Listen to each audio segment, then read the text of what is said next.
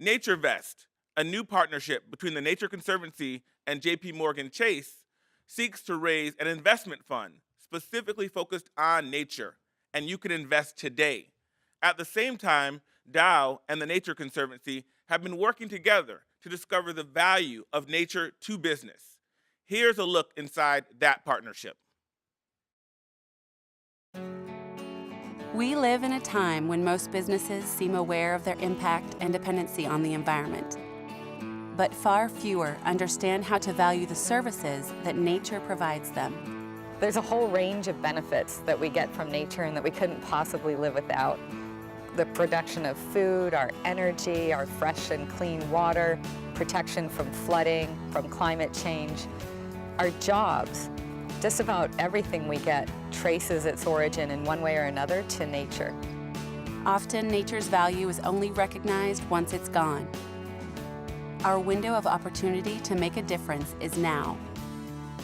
It's really important for conservation groups to work with big corporations. That's because they're producing and using so much. If you can just make them a little bit more efficient, you can create a vast amount of change, a vast amount of improvement in a way that would be much faster than trying to sort of exert that control from the bottom or even in opposition to those kind of companies. And so if you can get into the DNA of those companies and get them to shift some of their practices, you can make a really big difference. In January 2011, the Nature Conservancy, the Dow Chemical Company, and its foundation came together to develop a roadmap for how companies can put nature on their balance sheets. When companies know how to account for nature, they can incorporate it into decision-making, manage resources better, and look for ways to protect it. We've talked about the value of nature. We're taking it a big step forward. We're saying, okay, let's roll up our sleeves now. Dow engineers, together with Nature Conservancy scientists, really doing the hard work of assessing what is Dow's dependence on natural capital. What can they do to protect it? Today, scientists from both organizations are working together at 3 global test sites in the United States, Brazil, and Asia to implement scientific methods and models that can be used to inform more sustainable business practices at Dow. It will take public and private sector collaborations like this one to make real change happen. Our work together provides an important opportunity to demonstrate the inherent value of nature and to provide a roadmap for other companies to follow. We have come a long way since our kickoff in January of 2011, with pilot sites underway and significant progress to report. It's required vision and courage from leaders at every level to make real change like this happen. That is the way it should be. Change for the better, with human ingenuity, sound science, and true collaboration leading the way.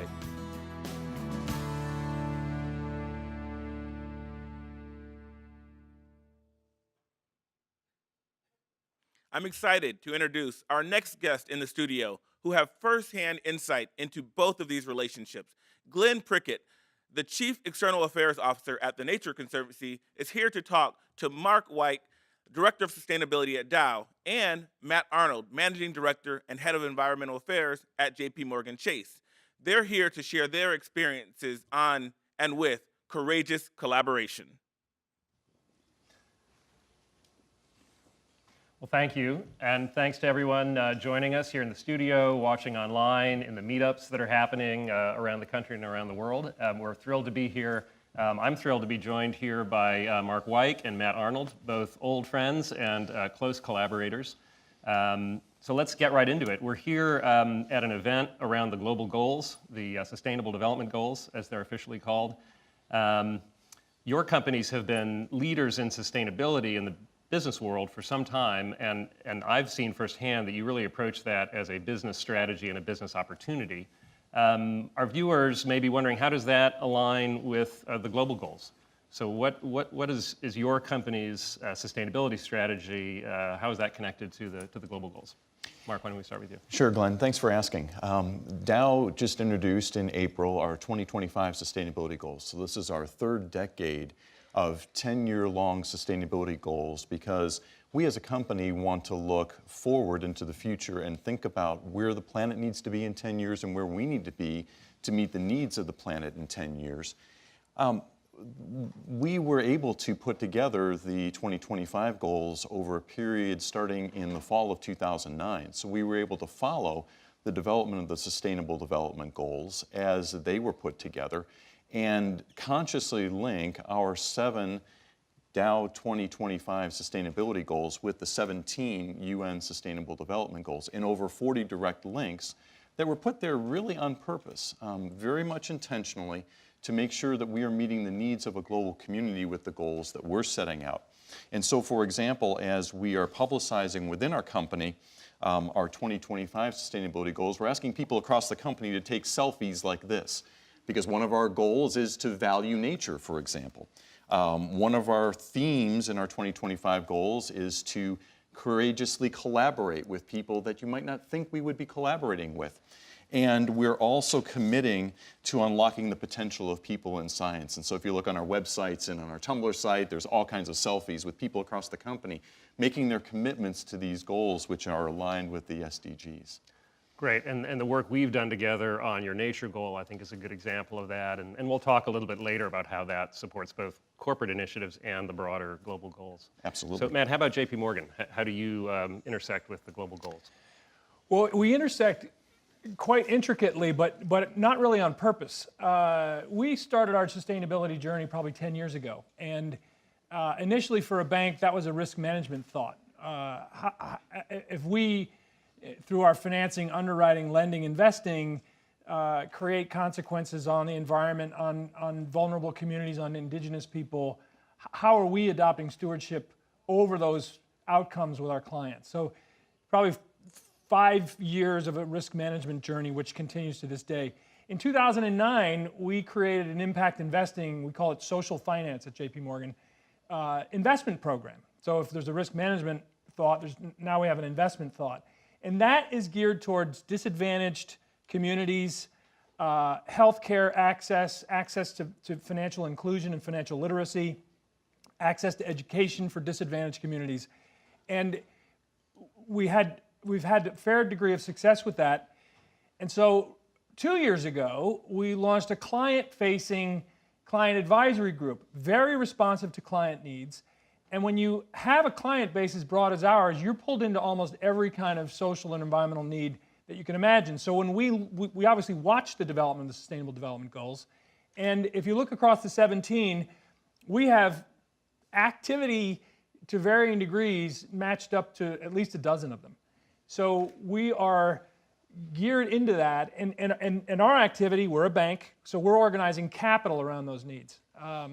And so we're sort of in the game, but we're not guided by that framework, but we're mindful of it. And I guess our thought is, these are great ideas. The ideas in the Sustainable Development Goals are good ideas, and we feel like our strategy's fueled by good ideas, and so turns out they're the same ideas. Great, thanks, Matt. And I'll just say, for the Nature Conservancy, the global goals are incredibly valuable. Our mission is to protect the lands and waters on which all life depends. We've been doing that for decades. But more and more, we see that nature is essential if the world is going to solve some big global challenges around water security, food security, climate change. And so we've been rethinking our strategies so that we think about how do we put nature in service of people to solve some of these sustainable development challenges. So the global goals provide a very clear constellation of guiding stars that we can aim our efforts at to support some of these bigger global sustainability challenges. Now, as we saw in the video that opened this, our companies have been working together on this idea of the value of nature, how nature provides critical services to people and economies and to business. And each of your organizations, each of your companies has been collaborating with the Nature Conservancy to figure out how do we really make real that economic value of nature in society. So let's dig into that a little bit. Matt, we'd love to hear from your perspective, what brought JPMorgan Chase to the table with the Nature Conservancy to think about what became NatureVest? So it was a great journey. As I mentioned, our initial engagement in this agenda broadly 10 years ago was a risk management agenda. And in that one, it's about doing less of something or doing it more carefully. But bankers get excited by doing more of something, doing more business. So if we wanted to be motivated and inspire our people, our bankers and our investors, we needed to be a bank for something, not a bank against something. And so you ask yourself, can you be a bank for nature? And the Nature Conservancy is an old-time collaborator of mine through my career, and so we started this dialogue about could we together create a bank for nature? And it started actually through one deal, as I think a lot of good ideas start through one specific thing. It was a massive property that was going up for sale in the United States that we thought we could buy and manage sustainably. And there was a developer lurking there who was going to clear cut. It was a forested property on an ocean. Who was going to clear cut the property for housing, which we thought would be a sad outcome. So we developed together this team that went after this. We ended up losing. But what we realized is that we had forged this partnership and that the Nature Conservancy needed to have finance-oriented staff, which they didn't have a lot of at the time. And so we were able to provide a grant for them to create this little unit called NatureVest, which we call the little investment bank inside the Nature Conservancy. And we have staffed this full-time with probably 1.5 people. And then we bring in bankers as deals emerge. And our goal is to find $1 billion in quasi-commercial capital, impact capital, to go after conservation outcomes, whether it's in fisheries, forests, freshwater, climate mitigation. And we're about 20% of the way there, and we're working hard at it. And it's a really, really great, beyond our expectations, partnership. I mean, we really feel like when that team, the combined team is together, they're like one unit. So it's really... Yeah, and we're thrilled with the partnership. You know, when we step back and think about how we're going to accomplish our mission to protect land and water, increasingly at very large scales. So Matt, you were just in the Gulf of Mexico with our team and some other partners, and we're looking at how do we restore the coastline of the entire Gulf of Mexico that's been so hammered by extreme weather and that's so essential for life, you know, human and non-human in that ecosystem. We're never going to raise enough good old-fashioned philanthropic grant money to achieve that goal at scale. And now there's a lot of government money flowing into that region because of the Gulf oil spill. But combining some public money with some of our traditional philanthropy money with private investment is going to be essential if we're going to restore the wetlands along the Gulf of Mexico, just to take one example of the work TNC does. And that's where an entity like NatureVest and the partnership with JPMorgan Chase can make such a big deal to get the kind of capital we need to do the conservation work that needs to get done. And you can do this anywhere. I mean, we did a grasslands deal in Kenya. We're looking at water deals in China. So, you know, it's not just the U.S. This is a very global exercise. It's the principle of economics. Is there a cash flow? Is there some economic value in this place that we can figure out a way to monetize and get some creative financial acumen on it? So this idea of the value of nature comes right into Dow Chemical and your 2025 goals. So Mark, tell us how that originated, and let's talk a little bit about the work we've done together on the nature goal. Sounds good. The audience just saw a video featuring Andrew Liveris, our CEO and chairman of the board, and he launched our 2015 sustainability goals back in 2006, and then in 2008 came to Neil Hawkins, our chief sustainability officer, and said, Neil, can you tell me what issues maybe we missed in our 2015 sustainability goals that just can't wait until our next generation approach to sustainability?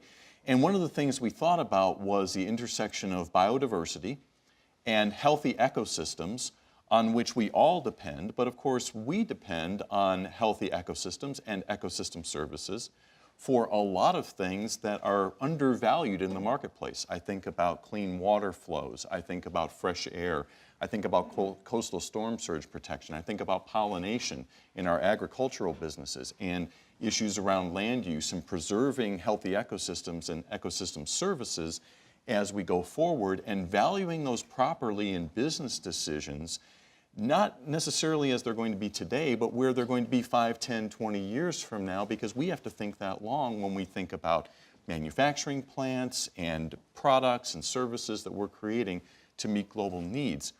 And so in 2008, we suggested that, and then, of course, through some of the collaborations that we've had over decades on local levels with the Nature Conservancy, Neil thought of you as a natural partner and said, okay, in 2010, let's think about how we can do something that is different for both of our organizations.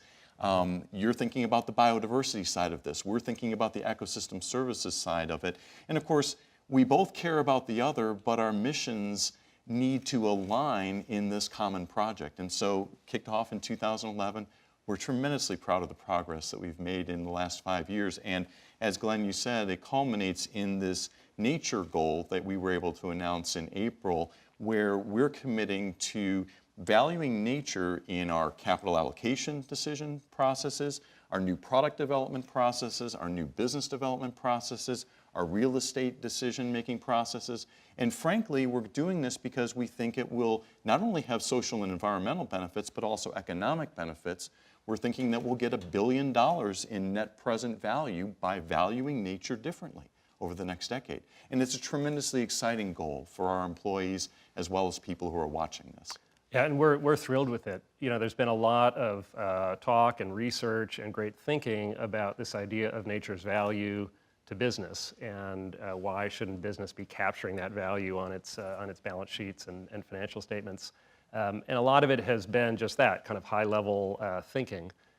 We think this is the first time that a Fortune 500 company has actually taken that idea and really brought it into its day-to-day business decisions. So it's early days, it's a goal right now, and so our commitment is to work together to make that goal a reality over the next decade, to really show the business value to Dow and the value to the communities where you operate that nature provides. So we've been working together, each of us in different ways, and I think a general theme of the conference we've been at here the last few days is that if we're really going to accomplish the global goals and if business is going to get involved in that effort, it's going to take some unusual collaborations between organizations that in the past haven't worked together all that much. So business working with NGOs, public agencies working with the private sector. So the theme of this session is courageous collaboration, and I think that's what our organizations in our humble ways have been involved in over the last few years. So let's talk with each other and share with the audience some of the things we've learned about collaborating kind of outside your comfort zone. It hasn't been easy. I think it's been very rewarding. We've probably all kind of encountered some surprising challenges along the way and some surprising real rewards. So Matt, why don't you share with us how it's looked from your perspective? So our sustainable finance team sits within the umbrella of corporate responsibility, which is a much broader thing that includes workforce issues, and includes community development issues, and includes volunteerism. And we collaborate with NGOs across that entire span. So although my experience is here principally, we collaborate with PYXERA on our volunteer initiatives. And my colleague Tara Cardone in the audience is our global head of volunteerism. And so we have one going there. We collaborate with the Brookings Institution on cities. With the Nature Conservancy and viscerally, the experience has revealed a couple of things. One, we don't trust each other at first. We have bankers, they have scientists. We have people who focus on money, they have people who focus on nature. And you know, they think we're greedy and we think they're vague. So it's an interesting thing because, you know, in a first get-go, one of the folks on the TNC side, the Nature Conservancy side, had never met a banker before. So this guy's walking in there with stereotypes about what a banker is. And it turns out they're completely wrong. But he didn't know that. And of course, ours were completely wrong. And it turns out they have deal makers, and we have passionate environmentalists. And so, but it took a while. It took 6 months. It's some kind of sloppy work to discover that. So that's really one, is expect some missteps. And be mindful that the assumptions you are making are probably not shared by the folks on the other side of the table. The second one is to keep at it. Make it the only one. You know, we started thinking, oh, we'll collaborate with these guys and these and these and these and those people over there. And if you don't really invest from your own organization, it's going to fail. And so we are all in on the Nature Conservancy. And people bring us new ideas for partnerships all the time, but we continue. And so we had an opportunity in China. Let's open a sustainability idea in China. Let's do it with the Nature Conservancy. Let's do it in Europe. Let's do it with the Nature Conservancy. So that one is a really big one. So I would say, really, I'll just stop there and let Mark jump in. But you will not trust one another at first, and stay in it and make it a big part of your work plan.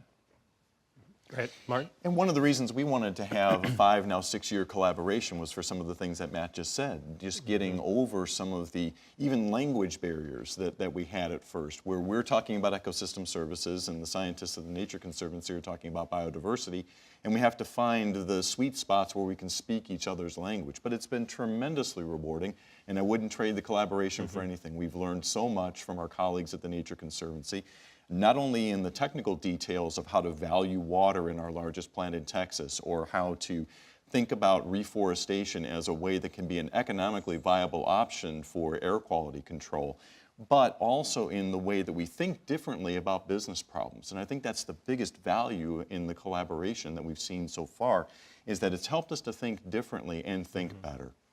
That's great. And I'll say from our side, everything you just said rings true the other way from our side as well. And I guess one thing I would add, and I think each of us has experienced this, we work in big organizations. Now, the Nature Conservancy isn't as big as either of your companies, but in the nonprofit world, we're fairly large, a lot of people around the world with a lot of different ideas. And so a big part of collaboration is not just with the entity on the other side of the table, but with your colleagues on your side of the table. And how do you get the different parts of your own organization to really understand the value of collaboration and get past some of those stereotypes and mistrust? So I think one lesson I've learned is that there's a lot of internal change management and collaboration that you need to do if one of these partnerships is going to be successful, in addition to learning to work with the other organization. And I think for me, the most important lesson I've learned from both of our collaborations, and I think we've done this well, whether we knew what we were doing at the beginning or not, I don't know, but it's worked out well, is to, at the very outset, think big and be really clear about the big impact you're trying to accomplish. Because it's easy to go into a new partnership to say, oh, let's put our toe in the water, let's just try a project and see if it works. But you'll end up going through the same strains and stresses for a small project as you will for a big outcome. And I think in both of our cases, we said, let's think big. So with JPMorgan, it was, let's bring at least $1 billion of impact capital into conservation. With Dow, it was, let's incorporate the value of nature into all of Dow's business decisions throughout the whole company. And that seemed a little crazy at the beginning, I think, to some of us and maybe some of our colleagues. But now it's actually happening, and it makes all those strains and struggles worth it. And really, it's why we're doing this in the first place. Right. If we just wanted to do another project, we really wouldn't need each other. But if we're really going to change things and achieve these global goals, then we got to work out of our comfort zones. Absolutely. So we've got, go ahead, Mark. Well, I was going to say, this is really all about redefining the role of business in society. If you look at what Matt's trying to do at JPMorgan Chase and what we're trying to do at Dow and what you're trying to do as well, it's redefining the roles that various people have been stereotyped into playing. There's a perception of what happens at JPMorgan Chase with bankers, and a perception of what happens at Dow, and a perception of what happens at the Nature Conservancy. To get at the awesome issues that we're trying to deal with in the Sustainable Development Goals, we're all going to have to think differently about our roles and collaborate courageously across academia, across NGOs, across governments, across industry. Good. Well, I think that's a great place to leave it. We need to think differently. We need to get outside our comfort zones, and ultimately we need to achieve these global goals, and that's going to require some new ways of working. And we're thrilled to be doing that with each of your organizations, and I'm thrilled to have both of you as partners. So, yeah, thanks for being here. Same for us. Thanks.